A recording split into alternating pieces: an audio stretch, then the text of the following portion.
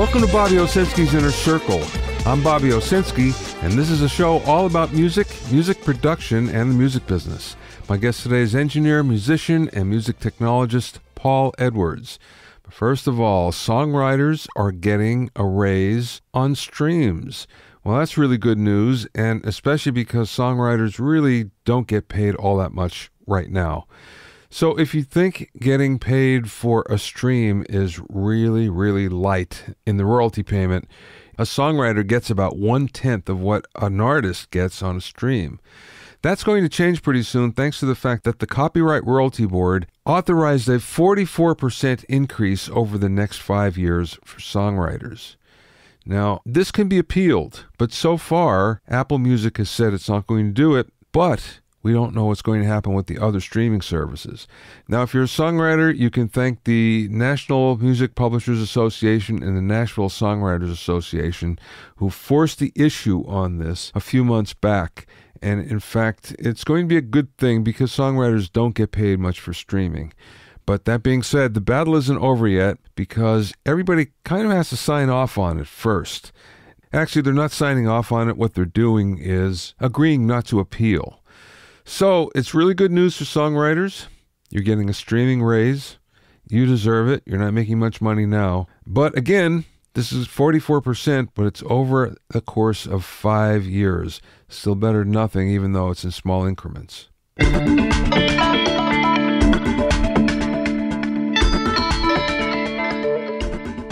If you have any questions or comments, send them to questions@BobbyOInnerCircle.com. Don't forget about my online courses on mixing, production, branding, and music business success at BobbyOwsinskiCourses.com.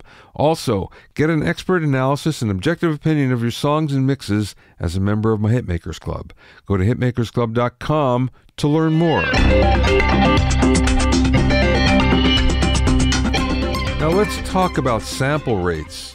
Sample rates used to be a bigger deal than it is today, but in some ways it still is and still raises some questions. For the most part, it's a confusion, especially to many beginners, to choose a sample rate. But the way I see it, there's never a good reason to use 44.1.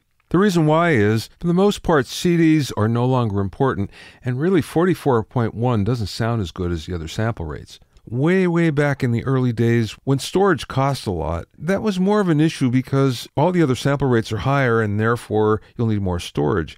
But today, that's not the case at all. 44.1 gives you no advantages whatsoever.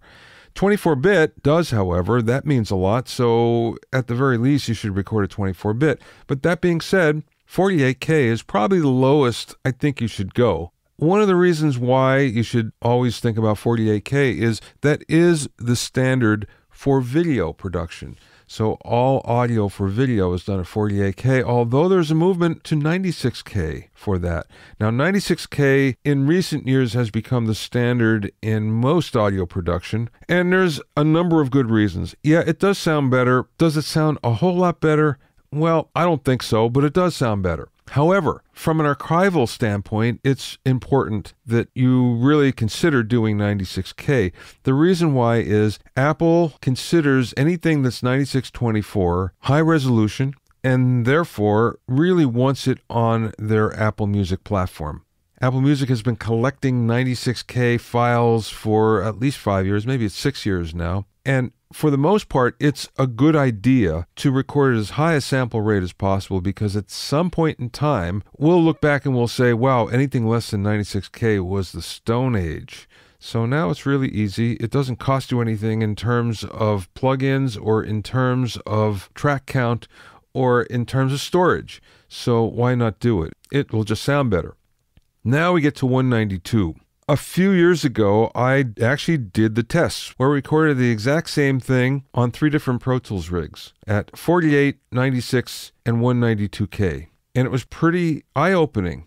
The difference between 48 and 96K wasn't all that great. The difference between 96 and 192 was amazing, though. And what ended up happening was we listened to it and it was a live or Memorex moment for those of you who can remember back that far. It sounded really fantastic.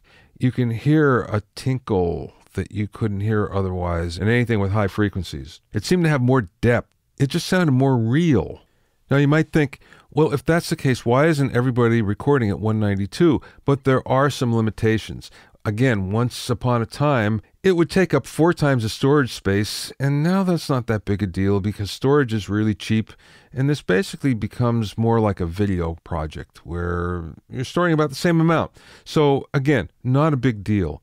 However, not all plugins work at 192, so your favorite plugins may only go to 96K, and that's it. So that's kind of a limitation. The other thing, on certain digital audio workstations, and not all will work at 192, by the way, but most of them will experience a voice count drop. What is a voice? Most people think of it as a track. One track equals one voice. Well, yeah, that's sort of true, but not exactly. Voices are different from tracks. A voice is a unique audio stream that can be routed to a track. You can have more tracks than voices, but the problem is not all of the tracks will sound. So if you have 20 voices available and you have 24 tracks, well, only the first 20 tracks are going to be heard. So that can be a problem. So what ends up happening is your voice count usually halves at 192. And that may not be a problem, but for some it might be. So for instance, sometimes a track will use 2 voices.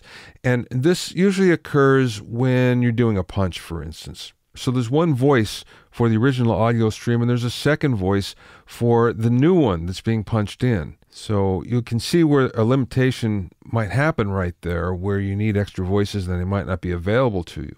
That aside, recording at 192K is really an outstanding experience. The sound is better, the depth is better.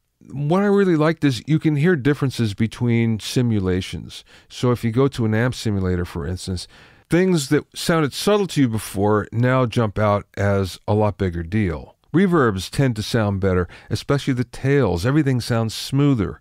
So if you haven't tried recording at 192K, I urge you to try it because I think you'll end up liking it. And I think before long, that will become the new standard for recording music. My guest today is Paul Edwards, who's a Montreal-based engineer who's worked on projects by Smashing Pumpkins, Flaming Lips, Ben Harper, Arctic Monkeys, Seal, and many, many more. For 3 years, Paul is also the lead engineer for the online mastering service LANDR. In the interview, we talked about getting into mastering, some insights on LANDR, artificial intelligence in audio, and much, much more.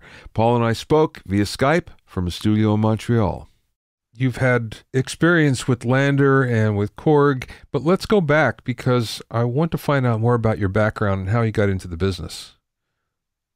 Sure. I guess you can go way back, way back. My mom was a big fan of music, but my parents aren't musicians. But so I always had a lot of music around the house and a lot of the what you'd call golden oldies, stuff like that. So, a lot of harmonies have been instilled into me from an early age. But I guess I found music basically when I was a teenager. A couple of friends of mine, one played guitar, one played drums, and they heard me sing one day, and they said, "Why don't you buy a bass and we'll start a band?" So that was back in the grunge days, and I did that for a while. Was in a number of bands, and then as I kind of moved out of my parents' place and got an apartment, I moved into more finger picking style guitar. And then over the years, I've been in tons of bands, heavy bands, from heavy rock bands to country rock bands, oddly enough, and, sort of more traditional rock bands. But in my career, I work with a whole bunch of different genres of music. I really got the recording bug, I guess. I moved to Sweden in my early 20s, and then I recorded my first album there with a friend of mine. And when I came back, I worked as hard as I could that summer to buy my first digital recorder, which was a Korg D1600, if you remember those. I do. So that's when I started to actually record bands, and that was a few years before I actually studied recording at Concordia University up here in Montreal. No, wait, you moved to Sweden. What was that like musically? Sweden is huge on music. I actually took a Swedish music history course when I was there and a whole bunch of other things. I was on a couple of college radio shows. One was international radio and another one was in Sweden, so I didn't speak that much when I was on that show. But they invest a lot. I had friends while I was there where the government would pay for their rehearsal spaces, and It's they love music and they're huge music fans and they're a huge exporter of music in the world. So that was a ton of fun. So a lot of interesting music coming out of there at that time and since. Well, I'm just curious, what's the prevailing type of music? We know they're exports, but I'm just curious, what's it like on the ground? When I was there, it was 99, 2000. So there was a lot of what you would imagine, a lot of disco, dance music, but a lot of indie rock as well.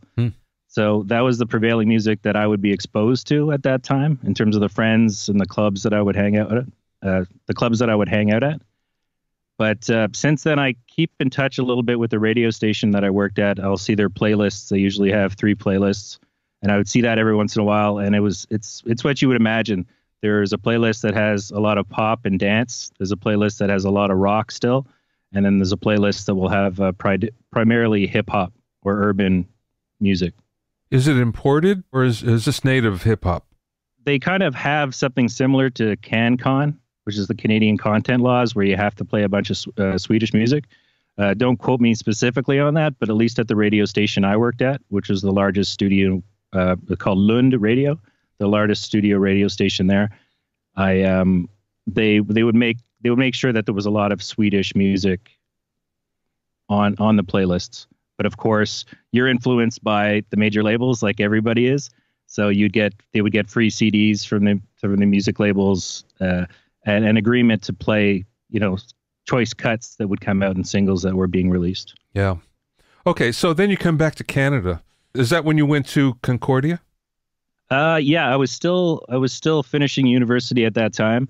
I took a degree which was Science and Human Affairs, which is a degree that no one really understands, and it's probably not worth discussing. But a lot of research work was involved with that, which later ended up helping me at my time at my last music tech job.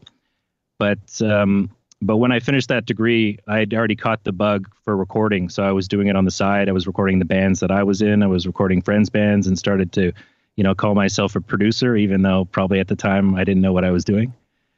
As everyone does, they're a recording engineer with an opinion, I guess, at that point.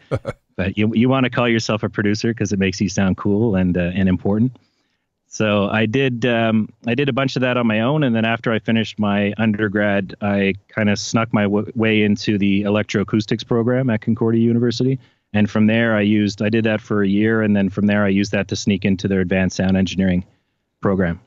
So I kind of begged and pleaded with the head of the department, saying, I know that I'm not in the actual music department, but this is the only thing I really want to do. And if you could please let me join up with the rest of the crew.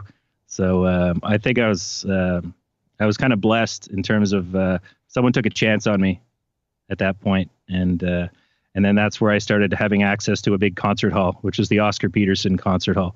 And he had a bunch of fun gear in there. He had donated his radar system, and there was a Pro Tools HD system and a bunch of other things. So we do a lot of overnight sessions, starting at 10 o'clock and get out of there at 6 a.m. And this is back in the days where you'd have to burn everything down to a DVD.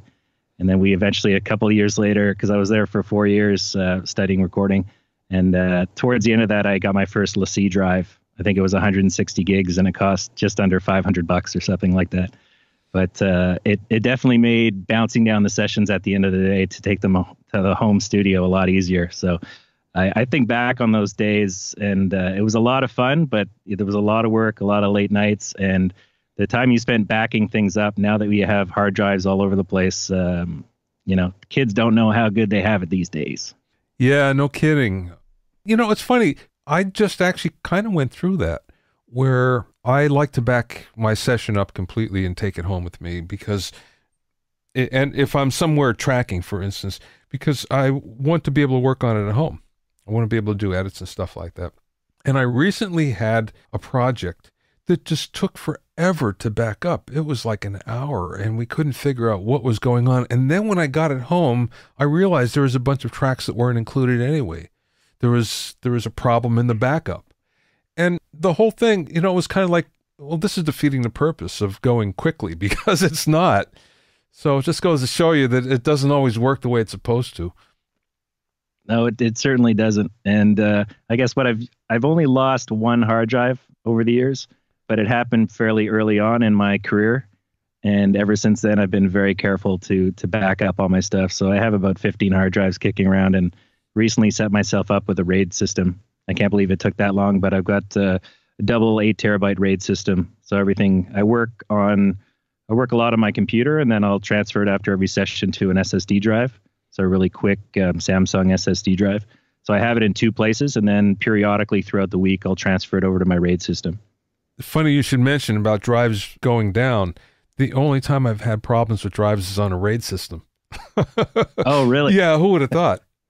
I'm still a little paranoid. I just got it set up last month, but I still don't fully trust it. So I'm going to keep it, like, as they say, the 1-2-3 or the 3-2-1 rule.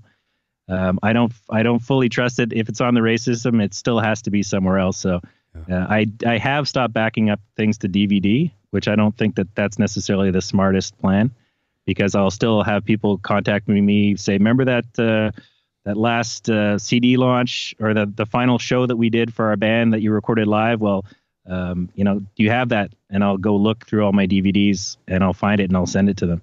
So this is stuff for like 10, 15 years going back, and you're obviously, you come off as a big savior, and it's nice to be able to send all that data back to the bands that maybe they've come back for a reunion show or something similar, and they want to put some things out. Because back in the day, obviously there wasn't the internet wasn't what it is today. So there wasn't all these like platforms, and even YouTube didn't exist at the time. So sometimes these bands are getting together and putting together some old footage, and they want to get access to their old recordings. When did you get into mastering? Mastering, I think perhaps like a lot of people, I got into mastering just because it was out of necessity. I had a mobile recording rig. I didn't have a studio at the time, so I had a small studio maybe in my apartment, and then my jam space, and I would record in a whole bunch of different places, and I would go see the artists. So a lot of the way that I got a lot of my experience was actually doing a lot of live recordings. So a lot of live shows. I've done hundreds and hundreds and hundreds of them over the years. So when you're delivering that, you're recording, you're mixing, and you have to master it. So I started to learn about mastering, and then, butchering things with an L2. And, oh yeah, for a long time thinking that the L2 is the be all and end all. I still do use some Waves plugins from time to time, but they tend to be more effects based things. And my compressors and my EQs tend to be another third party companies that I tend to trust.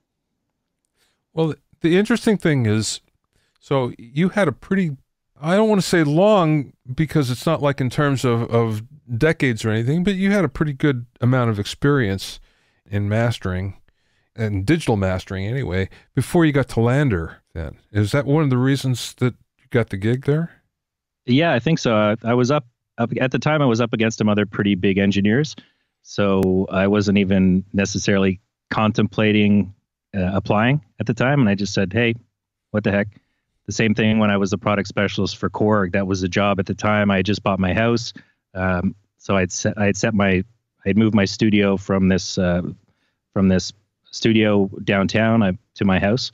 And so I'd spent about 6 months remodeling it, breaking down the walls, doing double walls, resilient channels, floating walls, floating ceiling, all that good stuff, putting in a vocal booth, a live room, and then a control room on another floor. So I was in the middle of all that. And then this offer came to work at Korg. And, I kind of said, hey, a steady paycheck would be nice while I'm building the studio. But I figured, hey, I'm not a keyboard player. I have a lot of experience in tech. I worked in IT. I built databases for a while. So I have a thirst for knowledge. And back in the day when you had to read all the magazines and books you could get your hands on, obviously, as an author, how important that was to young engineers to have access to all that information. But we couldn't just pull up YouTube. So I had this thirst for knowledge. And so I took the job at Korg, and I was successful at that. So after I quit Korg, I think I worked on my own for about 4 years in the studio, working with a lot of indie bands and doing recording, mixing, mastering, as well as live stuff, but studio and live stuff. So when the opportunity came up to interview for LANDR, you kind of never think, you have the imposter syndrome that you don't think that you're quite qualified to run and be the lead audio engineer and manage the audio team for this cutting edge technology. But I went through a series of 4 interviews, and then 4 years later, here we are. So it was very challenging. I worked with a lot of talented people. So I think basically it started off as Mix Genius. And that's when I was hired. We were going to go off and do this automated mixing platform. But along the way of developing that technology, they decided that it would be a good idea to do mastering as well. And then eventually mastering seemed like the low-hanging fruit. And when I was hired on, we figured that would take about 6 months to develop. We launched after a few months, and it took 6 months. We said, oh, in 6 months, we're going to have this, no problem. Then we realized that we had a lot more work to do. And they're still continuing to do the work maybe 5 years later after I had joined on. So I think, yes, to answer your question, as a long-winded answer, to answer your question, my mastering skills were one of the things that helped me secure that position. Did you have any experience in artificial intelligence prior to going to LANDR? No, I did not, other than just an interest in it, but I didn't have any experience or any education in it. My degree in science and human affairs, I did a lot of research work, so I was exposed to that, but nothing specifically related to artificial intelligence. But you have to remember as well is that all this was new. You know, when we first launched LANDR back in, I guess it was the spring of 2014, this was pretty disruptive technology. So, and now it just seems like it's commonplace. But if you roll the clocks back 5 years, this was just breaking out. We did have a lot of research behind us when we took it on, but we were really making things up from scratch at this point. So we're developing testing methodologies, and basically I was brought in to run and hire the team that would translate what's happening up in the mastering engineer's brain and the decisions that we would make to turn that into an automated system that could at least simulate the processes that are typically involved in the mastering process. And that's all AI then? It's AI driven, right? Yeah. Okay. And I don't want to spend too much time on LANDR because you're not there anymore and you've moved on, but I'm just kind of curious about the process. And I don't know how much you can talk about it either. So, I mean, there's a couple of barriers here, but one of the things that I know some mixers don't like is the fact that they're not comfortable with an online process, no matter how intelligent it is, doing something that they're used to paying high dollars for from a real guy. And I guess that LANDR and all the other similar services aren't really going after that client. Is that the case? Yeah, that's the story for sure. I mean, that's, you know, even, you know, you listen to anyone and the marketing speak that comes out of the company. Basically, what we started to do was to offer that service, which was pretty prohibitive to most artists out there, was to be able to use a mastering engineer who might be charging, you know, up to hundreds of dollars per tracks. Or you have people that aren't charging as much and they call themselves mastering engineers and they're not, you know. Yeah. People that they're either charlatans and they're trying to take advantage of people, or they're just people that may think they know what they're doing, but they don't. But so yeah, it's geared towards the amateur musician. I mean, there's the argument that people, I totally get people not wanting to put their tracks in the hands of a robot, let's say, and we're giving robot in quotations, obviously. And it makes a lot of sense. There's always been pushback to the technology, and we totally understand and appreciate that as well. And a lot of guys on the team are obviously musicians themselves and have been in bands and have spent weeks, months, years producing music. And in the end, are you really going to trust a computer to do that work for you? But on the other hand, for a lot of people, it sounds good enough, and they don't have the experience of growing up in an environment, whether they're amateur musicians or they're just new to the game, where, you know, they just started playing music 2 years ago and all they know is LANDR and the other online, you know, Cloud Bounce and the other guys that are out there. So that's all they know, right? So it's good enough. It's like Instagram, you know, that kind of thing. So I'm being in a band and being the guy that knows how to build websites and playing around with Photoshop over the years. I can do a lot of fun things in Photoshop, but if I'm going to Instagram for something, am I really going to spend time? Instagram's good enough. So for certain things, like maybe my wedding photos or pictures of my first, the first professional pictures of my son when he was a year old. So we go to a professional for it. But if I'm going to throw something online, I'm going to use Instagram, and it's good enough for me. And I'm not a professional photographer, so maybe I don't see the difference, which I guess you can sort of parallel that to a musician that they don't know. It sounds louder. It sounds like it's doing something, so it's good enough. And then all the marketing behind that leads people to believe that this is the be all and end all of mastering, when you've never been exposed to a professional mastering engineer and you wouldn't know the difference. So there's nothing wrong with that, as far as I'm concerned. I'm a professional mastering engineer. I have been for a long time, and I continue to be so, as well as a mixing engineer and recording engineer. But so it's hard to say that I'm not the client, but I can see how it might appeal to certain people. And I don't really see anything wrong with that, but I continue to master my own work and encourage people to use an actual person, because there's limitations of what the technology can do compared to someone who has a lifetime of experience listening to music and, perhaps a decade or 2 decades worth of actually working in audio. Now, see, where I see LANDR and the similar services come in is the fact that now just about anybody could buy some very powerful mastering tools, and virtually the same ones that mastering engineers are using. And that's all well and good, but the fact of the matter is they're so powerful that if you don't know what you're doing, you could pretty much end up making it worse instead of better, and it happens often. So in a way, you're better off taking that money and spending it on an online service, and at least it's going to keep you out of trouble. At least it's going to sound good without going over the edge.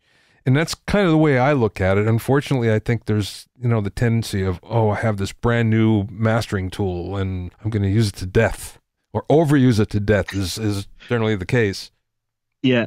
And there's no shortage. I mean, every company seems to be coming out with their own mastering plugin on a yearly basis. And some have more success than others.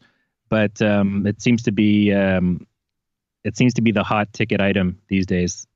Do your own mastering. But like you said, you can get yourself into a lot of trouble. And not that I really use multi-band compression, or rarely even use it, but something like that could do a lot of damage to a young, inexperienced engineer, or even an experienced engineer that doesn't have the time working on the plugin. You can really kill your mixes that way by doing something, let alone not having a proper limiter to use. If you're just using an L2, you basically just have a couple, you can't really tweak it that you could in a Pro L or a DMG limitless or something like that. That's a very more powerful limiter that can be very, very useful in the hands of a skilled mastering engineer. Yeah, and see, here's the thing that I kind of realized, because I've had mastering engineers and really great mastering engineers as friends, as buddies for a long time. And when I watch them work, I'm always amazed at how little they do to make it sound great. And that's the one thing that if you have a tool, you're not going to do, generally speaking, if you don't have that experience. Adding a half a dB here and a half a dB there, or minus a quarter dB, it shouldn't sound different, but it does. In the hands of somebody that's really good, it can just make it sing, make a track sing. And yet the average person who's mastering on the same monitors that they mixed on is compounding the problems. And of course, half a dB, they probably can't hear the difference. So it's they're not going to help it. Yeah, exactly. And yeah, it tends to be the incremental steps. Sometimes a mastering engineer, as you know, some of them say, I just use an EQ and a compressor and that's all I ever need. I tend to have a lot more in my stack. I don't necessarily use everything in my stack. But I think over the years, I've found that it's all the little incremental things. I did a post on Instagram a little while ago sort of saying, plan on just having your mix engineer master your tracks, or slap an L2 on your tracks. Like, good luck. Here's an example. And I had like a screenshot of maybe 7 plugins that I had. And they're not doing a lot of heavy lifting, but everything is doing a little thing it's all incremental improvements. Just tiny little moves. Sometimes you need, depending on if you're working with an indie artist, you might have to do some pretty serious moves in terms of surgical EQ for the most part, I'd say. Just fixing irregularities. And the mixing engineer himself or herself could be very talented. But as you said, maybe that they don't have the proper headphones, they don't have the proper speakers, and more importantly, they don't have the proper room. And like we're not all as fortunate to, you know, maybe lived as long as you or I have, where we can, you know, treat our room, or we have our own place, or, you know, say we're, you know, the younger musicians are recording out of a jam space or rehearsal space or their parents' basement or in their apartment, or, you know, the list goes on and on. So I definitely know what it's like to have access to limited gear and limited space. But now that I have my own, you know, proper room that's been acoustically designed by someone else, and I have my barefoot speakers and my Avocet and a lot of other fun toys that I can actually know what I'm hearing, and I shoot my room, and it's very flat with a couple little irregularities, but I know those irregularities and I know where they are. I think I lost track of what we were saying, but yes, you agree. I agree. I agree with you, Bobby. That's what is important here. No, for sure. Let's get back to AI for a second. It seems like more and more audio, especially plugins, are including machine learning, artificial intelligence. Where do you see that going? Because you're more connected to this than anybody I know. For sure. I think it would be extremely helpful. I'm not sure which way to come at it, and I tend to talk in tangents, so I hope that your listeners will be gentle with me. But as an experienced engineer, maybe I'll come at it from this way. As an experienced engineer, you know, when you sit down, you know what to go for. You know how to, you know, which EQ you're going to use, what type of a compressor, you know, and then going from what type of compressor or what type of EQ, specifically the model and the make of the plugin or the hardware that you're going to go to achieve the sound that you want. So we know that, but it took years and years and years of practice. And going back to one of your old mixes is a great example. It's a very humbling experience. And I did that this year. And I only went back to a mix maybe that I had touched in 2011. And yeah, I don't know what I was up to. And I thought it sounded great at the time, but it definitely did not sound great to me at this time. So I think I might have come at this from the wrong direction. But the point I'm trying to make is I wouldn't want to give up the control, because I have access to, you know, the tools I need, and I have the experience to know exactly what I want to do, and no computer is going to be able to make those changes. Are they going to be able to do a decent job? Maybe in some cases. It depends on the material. Maybe they'll do a great job in some cases. It just might get lucky. And, you know, like we touched on before, maybe it'll sound good enough to a lot of people. But coming at it from the other side is, I would have loved these tools, you know, like tools from, let's say, from iZotope, where you can analyze and you can say, well, I think maybe here are your problem areas, and maybe here's a suggestion for an EQ curve that might work out. It may or may not work out, but here's a starting point.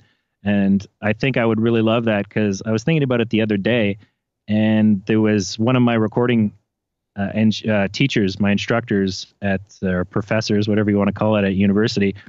He had just come back from a year in Nashville, and we were super excited to work with him, because we kind of tended to get one was a classical guy, and this guy was the more rock guy. So we couldn't wait to ask him every question that we had about how do we produce a rock record.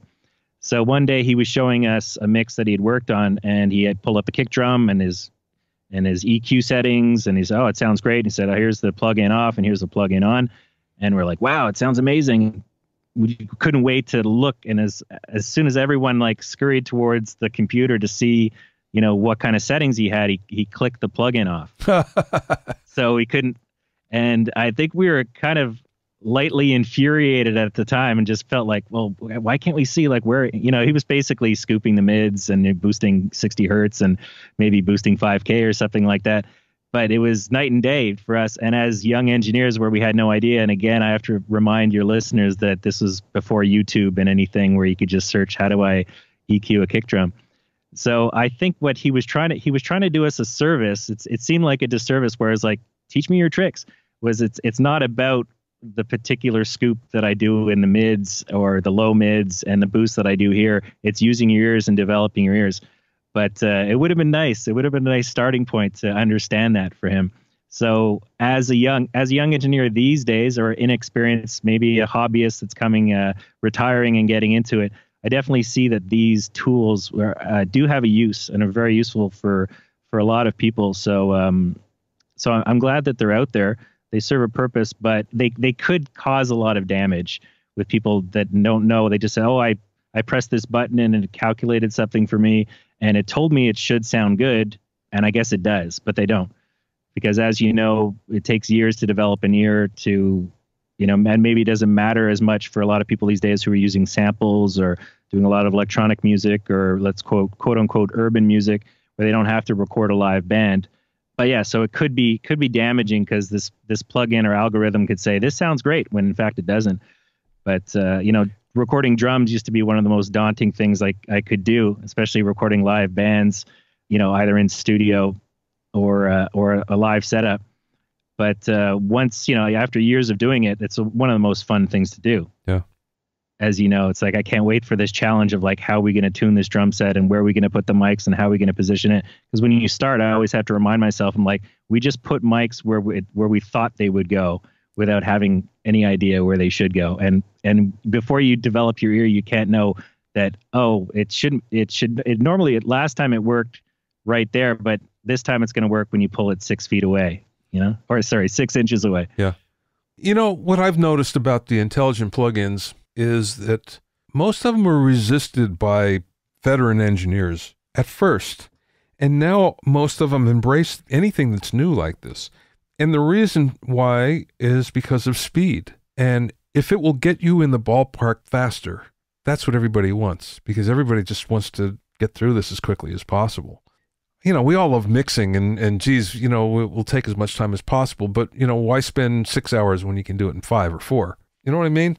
Yeah, I hear you. So I see a lot of engineers, and this is post as well as music mixers, that will use some of the intelligent processors, and it will just get them in the ballpark, and they'll know, right away, okay, yeah, this is better, or this is not, and okay, let me take it from there. But again, there's that experience level that you're talking about, that at least you know where to go. I'm curious though, do you see AI being used in audio in the future in any way that it isn't being used now?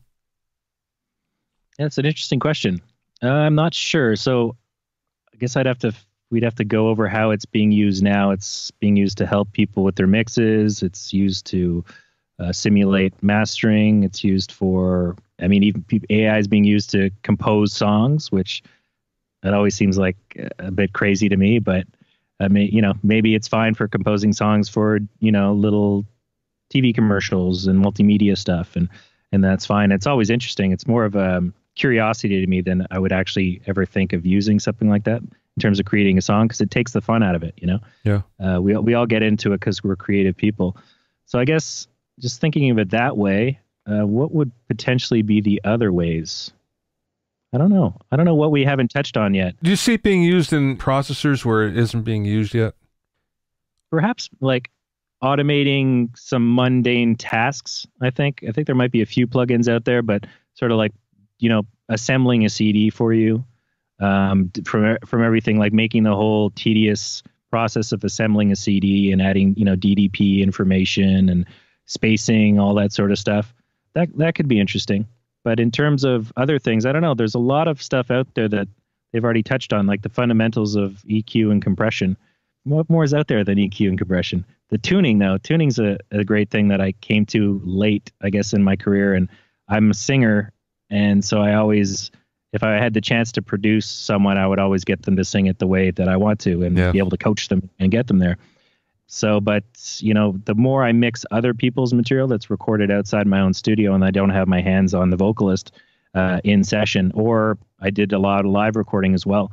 So tuning, Melodyne, and, I use the UAD auto tune, and I have the Waves tune as well, but I've been using Melodyne more and more, and that's been fun. And it's been a lot of fun in terms of, it's not AI, but if Melodyne had some sort of automatic harmony generation, for people that aren't musical themselves, and like, well, I don't know if it's going to be a major third, or where is it and where can I place it? And picking the scale like you have to now in order to do it. Yeah.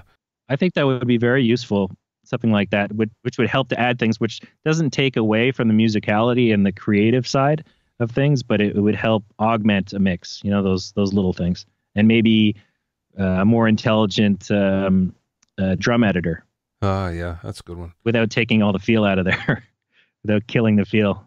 Is there something about AI that users don't know or aren't aware of? I guess I'm not the world's expert on it, on artificial intelligence, but I think the word AI and machine learning gets kind of bandied about a lot, and it's kind of we touched on that earlier, that it's kind of like the hot thing that's out there. So I think the risk of it being the hot thing is everyone's kind of jumping on it and maybe claiming to do AI, but they're not actually doing proper AI. And you'd have to speak to a hardcore research scientist with multiple PhDs to figure out what is AI and what's not AI and what qualifies as machine learning. But it's kind of I'm just thinking about the top of my head, and I don't know if this is a very bizarre analogy, but it's when something like a health craze comes in, and it's like sugar free or low in cholesterol, and it's a product that's been around for 100 years and it's never had sugar in it, but all of a sudden it's sugar free. Yeah. So I think there's the risk of people jumping on the AI bandwagon and claiming to do artificial intelligence when it's actually not, technically speaking, artificial intelligence. Mm-hmm. Okay, Paul, so you do a lot of different things, and some of them, like restoration, we haven't even touched on yet. What's the hardest thing out of all of them? What's the thing that you kind of look at and go, oh, I got to do this today? Yeah, it's true. Sort of a jack of all trades, master of a few, I guess. I think it's that inquisitive mind. I always want to be learning something else, and I always want to be challenging myself. And whenever I'm starting to improve in one area and I feel like I have something locked down, for example, for mastering, I recently got back into mixing, which I've done a lot of mixing over my career. And I've been trying a lot of really fun things over the last few months, just working on people's projects. And it ends up taking a lot longer to do a project, but you end up learning a lot. So I think, having to be like a turnkey studio system and engineer over the years, it's just lucky for me that I don't really get bored of anything, and I don't really hate doing anything, because I don't mind listening to a song a million times. People are like, man, you're producing this band, you're mixing this song. Like, don't you get sick of it after the 10th, 20th, sometimes 50, going back in, a long time ago when you're a junior engineer and you're listening to a song 100 times? And I would never get sick of anything. So I don't know if it's just something about me where I have this love for music, and it doesn't matter if it was, a rock song or a death metal song, or, you name the genre that maybe someone might find that drives them insane after a while, but I would never get sick of it. But I think the other thing, that the fact that I do a lot of different things. So one day I could be recording or producing, another day I could be mixing, another day I could be mastering, one day I could just be doing restoration, that it kind of keeps the any risk of something seeming tedious and mundane from creeping in. Like I've done some voiceover work for popular, television commercials, Maybelline and L'Oreal and things like that. And which is really interesting, and being in the marketing world, and it's a lot of fun, but I was like, I would not want to do this for 40 hours. It's really interesting. So stuff like that, I'd rather be creative, in a bit more of a creative space, helping produce or mix someone's music. And now that I've got back into mixing, man, that's exciting. I was locked into mastering there for so long. I would still mix and produce along the way, but just in the last few months where I've got back into mixing hardcore, that's been exciting. So to answer your question, something that I don't really like doing, I don't know. I even like doing restoration. I really enjoy it because it puts you in a different headspace. Someone's like, how can you develop this critical ear, and you're looking for mouth noises and bad edits and clicks and hums and buzzes and things that shouldn't be there. So I even really enjoy that process, but I don't want to do it on the same day that I'm mastering something. Yeah. What I would typically do is I would master it, send it off, send V1 out to the client when I'm comfortable with it. And then I wait until the end, because I screwed myself over when new mixes come in. You say, oh, we really like that, but we redid the bass line and we fixed this, and now I have to go do the restoration. So I always tell my clients, like, you might hear, if you hear any clicks or things in there, don't worry, I wait until you give me the thumbs up on the mix and the master. And then that's one of my last steps, is going in there and removing any of those undesirable materials. Well, wouldn't that be a good spot for AI restoration? Potentially. I would think that would possibly be a very complicated thing to do, because it's when is the breath noise desirable? When is it something you want? When is the mouth click that natural, like you can go too far with restoration, and it really takes, because you kind of take on like a producer's role in terms of like, what did the mix engineer just actually want to leave in, and what actually just did he miss because he wasn't paying attention. That's not his job. Typically, the mastering engineer would go and fix those problems, or an auto-tune glitch, or a dropout, or something like that. It's our job as a mastering engineer as the final step. You know, they could be blasting stuff, working on the mix till 2 a.m. Who knows if they're partying in the studio, and they send off the mix and they say it's done. And you're kind of like, sometimes you'll check with them, depending on your relationship with the producer or the engineer. Say, hey, I just noticed there's something in there, and you know, did you want it in there or not? And they're saying, oh, great, thanks. I don't know how I missed that. It's not really their job. They're working on the creative, you know, one of the most creative parts of it is to get that mix out. And then the mastering engineer or the QC engineer who works for the mastering engineer, it's their job to find these little problems and then bring that to the client. Some clients might react differently to that, say, oh, thanks. And some be like, oh, there's no problems. There's no errors in my mix. My mix is perfect. So, but I feel in the most part, people are you either just don't say anything and you just fix it. And, you know, you leave in what you think is there. And I guess maybe I wasn't experienced as a producer and a mixer and an artist as well, I might not know what to take out and what to leave in. Yeah. But one of the most fascinating things that I found is the higher you go up when you start working on major label stuff, you figure that there'd be no errors. And it actually kind of seems to be the complete opposite. Yeah. Maybe it's shrinking budgets. Maybe it's always been like that. But I found like a lot of the major stuff that I worked on, there was just a ton of clicks and bad edits and auto-tune irregularities and you know. Makes me crazy. Yeah, but I love it. It's kind of like one of these funny little things to do. Like I have other engineers that just send me their stuff to do audio restoration on it. And obviously over the years, I've become very quick with using RX. I've been on RX since RX2. And my professor at Berkeley, Jonathan Weiner, was the guy who introduced me to that. And when I first started, we spent about a week working with RX, and it just blew my mind. Yeah. I was like, I can't believe you can take out things that, you know, and just demonstrating that to clients are like, oh, there's this whatever crazy thing in my mix, and I'm not going to use the mix because it's in there. And then I was like, well, I send it back to them. I was like, it's gone. And they're like, well, you saved the song's going on the album. So that's going back to RX2. And I think I'm on RX6 Advanced at this point. Yeah. And the technology is amazing. But I enjoy stuff like that. It's weird, but I guess it puts me in a place where I don't feel sad at the end of the day. Restoration all day. I hear you. And I don't wish. There's some guys that just want to be recording, just want to be in the recording studio. And I know what it feels like that. I know what it feels like after a 14-hour day in the studio to hit your pillow and just feel such a sense of satisfaction. Yeah. So I know what that excitement is, but that's why I try to do it every once in a while. But in terms of my schedule these days and having a couple young kids at home, I really enjoy being able to mix people's projects and master projects and do restoration because it's very flexible. I can work for 4 hours and then I can rest my ears, and someone's not paying for that hour while I go work in my garden or change the tires on my car or pick my kid up from daycare. So it really works. The schedule really works well for me at the moment. Last question, Paul. What's the best piece of business advice that you've ever received from somebody, or maybe you learned along the way? I guess this one is maybe I've got a few. I don't know. Potentially controversial is don't quit your day job. You got to pay the rent, you know, buy gear, and work at night and work on the weekends and get your stuff done. That's what I did. You know, I've had 40-hour-a-week jobs for most of my career. I would take years off here and there, and then opportunity would come up like Korg or like LANDR, and I would take a break. But I would always be doing things at night. I would always be doing things on the weekend. You can find time to do stuff, and then it allows you to buy more gear and invest in other things. And it can get in the way of your creativity, and there are traps in terms of not being, you know, spending less time jamming, spending less time doing shows, spending less time writing, but it's a reality. So I guess that would be one. Don't quit your day job until you absolutely can, I suppose. And I would collaborate as much as possible. Find people that you can support and vice versa, and build a community and learn from each other. Because even though there's tons of resources online, there's nothing quite like getting together with someone, and don't worry about them stealing your ideas or vice versa. Just support each other and you learn from each other.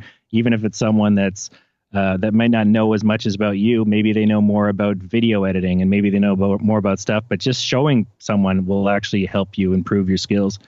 And then the last one, I guess, is it's a little boring, but set yourself up with a nice RAID system. You don't want to lose. You don't want to lose that information. It surprises me all the time about how many people just have everything on one glyph drive, and then it could all go poof. Yeah. And it's the last 10 years of their work. And so, yeah, back up your stuff. You can find out more about Paul at pauledwards.ca. That's Paul Edwards, all one word, .ca. Thanks for listening and being in my inner circle. Remember, if you have any questions or comments, you can send them to questions@bobbyoinnercircle.com. To listen to other episodes of Bobby Owsinski's Inner Circle, go to bobbyowsinski.com and select the podcast tab, or you can go to bobbyowinnercircle.com or find it in iTunes, Stitcher, Mixcloud, Google Play, Google Podcasts, Spotify, and now Radio Public. At bobbyowsinski.com and bobbyowinnercircle.com, you'll also find a sign-up form for my newsletter and for alerts for new podcasts. This is Bobby Owsinski. I will see you next time.